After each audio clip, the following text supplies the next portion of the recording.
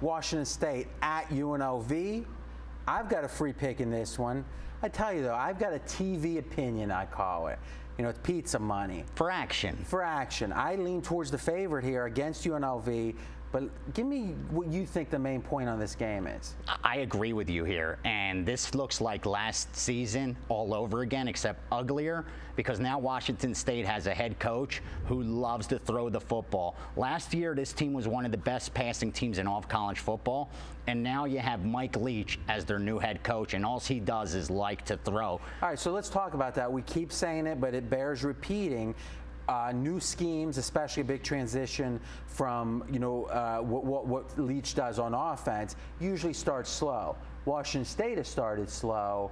What makes you? Do you think this third game is a jump, or is this opinion against UNLV? A little bit of both. I think here they're going to be motivated because it's a television game. They're playing, you know, not a big name school, but so far their schedule's been rather soft.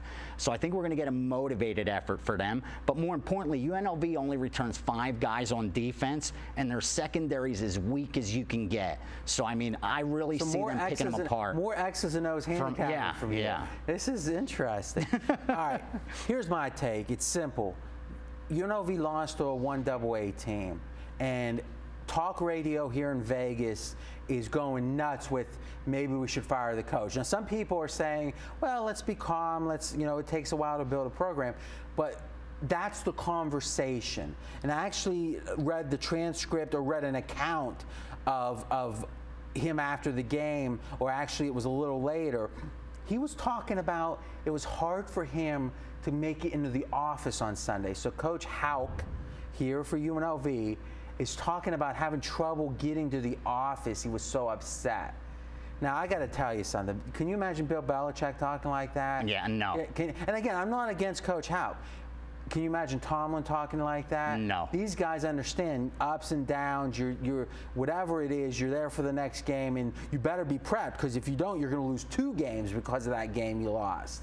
And to me, I think the players are saying, you know, we're going to try our best, but we know you're disappointed. It's like really, this was a soul-crushing defeat for because really they're 10.5-point dogs in this game.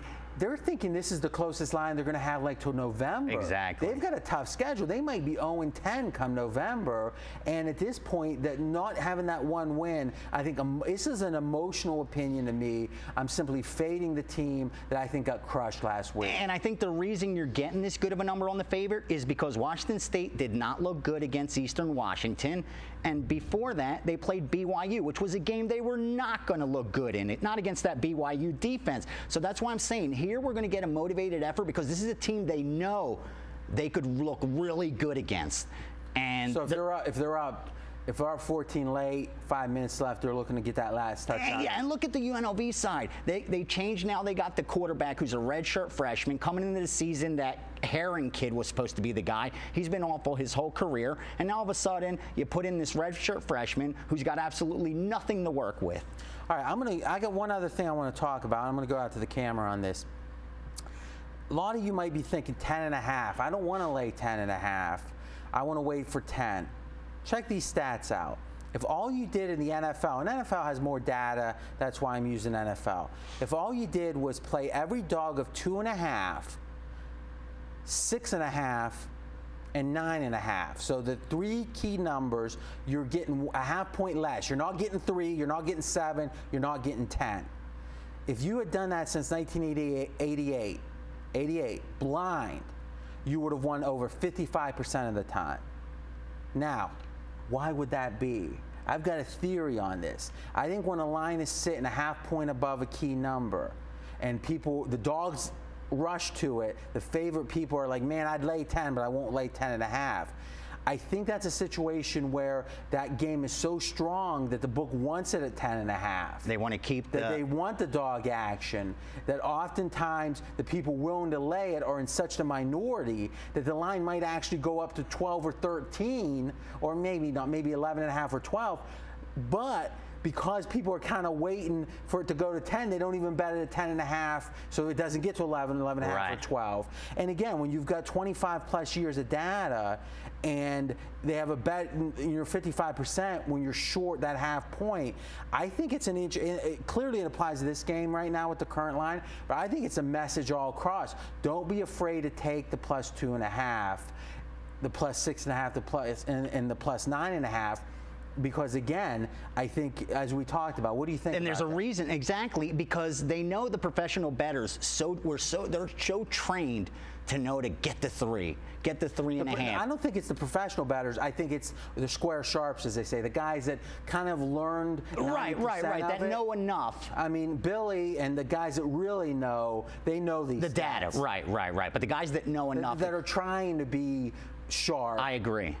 I think they're saying, well, I can't lay that because 3 is such a, or I can't take 2.5 because 3 is such a key number. Now the question, the meta game is, what does it mean that you're getting a half point less? Doesn't it mean that they're really enticing favorite action? That makes sense. That makes sense, because we all know that the sports books at times, they have an opinion and they want to take a position. When you're getting 11 to 10, you could afford to be wrong sometimes. I mean, here's the thing.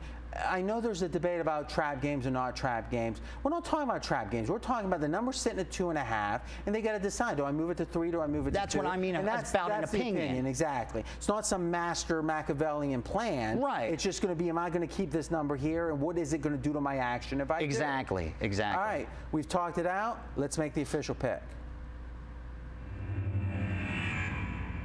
All right, guys, this is a pizza play, I call it. I'm going to lay the points on Thursday with Washington. And again, when I say pizza play, it's a light opinion. Let's not go crazy. It's a pure emotional play. We've got a crushed team in UNLV. I don't think they're ready to rebound. It's too soon. Lay the points. All right, any closing thoughts?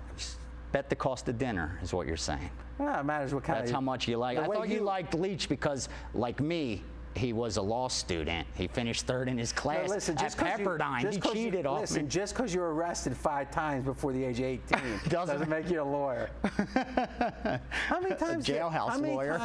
Last question. How many times did you have cuffs on you before the age of 18? There's a difference between being arrested and being charged and having convicted. And all different stories. There's being alleged. But yeah, as a kid, a lot of times, because disorderly conduct, fights, things like that. How many times did you have cuffs on you? Before 18, like 4 or 5. But the record was expunged. Yeah, I got away a lot.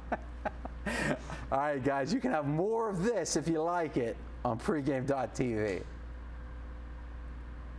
Yeah, they used to round us up down at the schoolyard.